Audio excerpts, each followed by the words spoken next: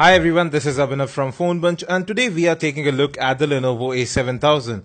Now I've been using this phone for quite some time now, for about a month sparingly, and it actually performs quite well. You have a 5.5-inch HD IPS display without any protection on top. You have a MediaTek MT6752M octa-core chipset with Cortex A53 cores, 2 gigs of RAM, a 2900 mAh battery, 8 megapixel rear, and you have a 5 megapixel front facing camera. And another great addition was Dolby Atmos, but we'll talk about how it actually works later on. Coming to the build, you have the volume rocker power button on the right, both metallic, offer good feedback, good tactile response here as well. At the top you have the 3.5 audio jack, micro USB data syncing and charging port. On the left there's nothing. The phone has a flat design quite like the Lenovo a6000, microphone at the bottom there, 8 megapixel camera, dual LED flash there, and you have a secondary noise cancellation mic and the speakerphone right up top. The back has a matte finish, the sides are slightly rounded so the phone feels good to hold in the hand. The back cover in itself does bend and flex a bit, but not when it's on the phone. So there's the micro SD card slot. The first SIM card slot accepts 4G SIM, the second one just 2G. 2900 mAh battery right there. Overall the build is pretty decent, no creaking, no flex anywhere. Coming to the front, you have a 5 megapixel camera up top, notification LED glowing green at the moment, proximity and light sensors up there as well, along with the main earpiece which is pretty loud. You have capacitive buttons just below the display and they don't light up. The leftmost key behaves as the recent apps key or the task switcher.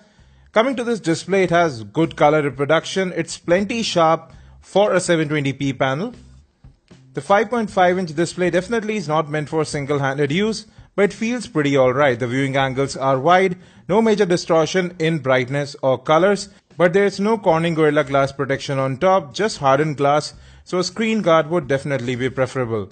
Now this phone actually does heat up while you are on calls, but apart from that, no major issues with network or call quality. The earpiece and speakerphone were plenty loud. You do have Wi-Fi hotspot, Bluetooth and USB tethering, all working fine.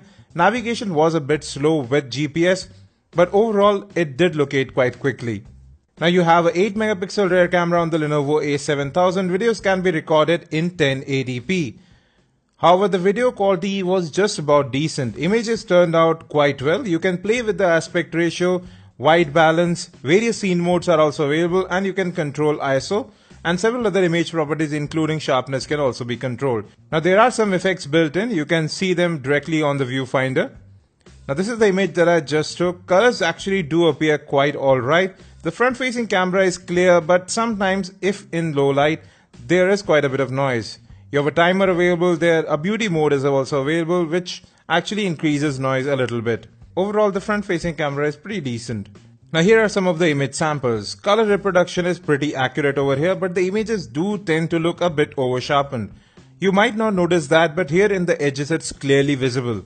But that's just me nitpicking over here. Overall images look good, they turn out far better than I actually expected. Colors look natural.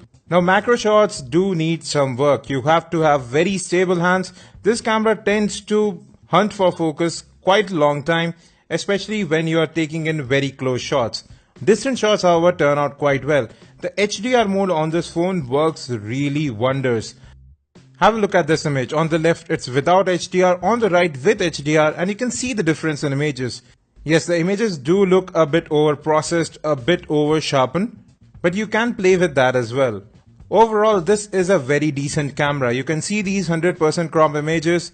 Overall images look sharp and that's what really matters. Colors are also natural. Quite a lot of noise reduction going on over here. So that over-processed look is definitely there. But then there's low light imaging. The camera doesn't focus well in low light. The flash definitely helps over there. There's quite a lot of noise in low light imaging, and that's generally the case with phones in this price segment. Videos, as I've already said, don't turn out that well. Sometimes they are overexposed. Exposure compensation doesn't work there well. Dynamic range is also not that great while taking videos. But yes, continuous autofocus is still available. Have a listen to the audio. This is Abhinav from Phone Bunch, and right now we are recording a 1080p video sample. Overall, the camera performs pretty decent given the Rs 9000 price bracket here.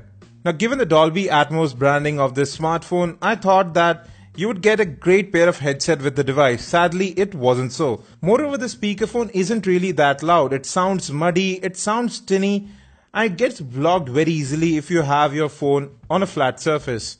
You have two equalizers over here. One's the default Android one, and then you have Dolby Atmos, which actually works wonders when you are using a headphone, but not with a speakerphone.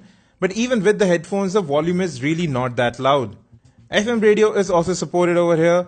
It works out quite well, finds channels quite quickly, no issues over here. You can record FM radio in stereo quality. 1080p videos play quite well over here. We tried some 4K videos as well, and those two played quite well. You can pop up the video that you are watching, and again, no issues with performance on this device. Streaming video also works fine. We played it over YouTube at 720p. The audio quality was decent enough. No frame rate issues with streaming video as well. Now let's come to the software. So again, all your apps are on the home screen. No separate app drawer. You can organize them into folders. You can add more home screens as well. So overall, it's pretty decent. You have a good collection of themes available this time around, which wasn't on the Lenovo a6000. You can just swipe from the tab to open up the notification shade. Quite a lot of toggles over here.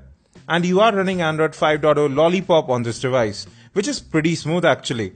Now apps and app data both are movable to the external storage. Just select the default write disk as SD card. USB OTG is supported and it works quite fine. I'm playing this video over the USB OTG drive. Plays pretty well. Now there are some features available over here. You have double tap to wake up the display. You can double tap the volume down key to take a quick snap, but it's never in focus. Now with this wide touch mode, so you can quickly open some of the apps. I barely found that useful. Then there's the secure zone, which actually proved to be much more useful. You can go ahead and add a pin to it, select apps that you want there, and they won't be accessible anywhere else. Permission control is also available, another added security feature, so you can check which app uses which permission. Now coming to web browsing, it's actually pretty smooth.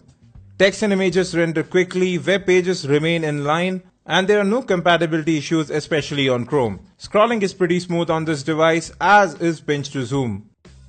And even in general use, this phone performs quite well. Yes, Lenovo Vibe UI does need quite a bit of work. The icons do look a bit weird, but apps open up very quickly over here. Animations are pretty slick, no frame drops over here. Everything just works out to be very slick. And you can see still we have more than 400 MB RAM free, so plenty for multitasking. Now I did turn on the power saver mode for GPU and CPU on, and with that I was able to get more than 1 day of heavy usage on the device with the 2900 mAh battery, with great screen on time of more than 3.5 hours. Now this phone performed quite well in gaming too. It played all the games that we threw at it with relative ease, but yes, it did get hot quite quickly, easily crossing 45-degree mark. But it cools down pretty quickly and it doesn't heat up in general use apart from when you are on calls. Well folks, that brings us to the conclusion of this review. The display performs well over here. It's better than the Eureka definitely. The cameras are pretty decent over here. The build quality is decent. It's not top notch, but for the price of Rs 9,000, it's quite acceptable. Now if you're hunting for a device within this price bracket, the Lenovo a7000 actually is a very good option, but it does heat up during calls. The Eureka has better cameras, but not as good battery life. The Honor 4X doesn't heat up and has somewhat similar battery life as well. So it should definitely be under consideration. What do you think about the Lenovo a7000? Do hit us in the comment section with your views. Thanks for watching this video. Any questions about this or any other device, do mention those as well.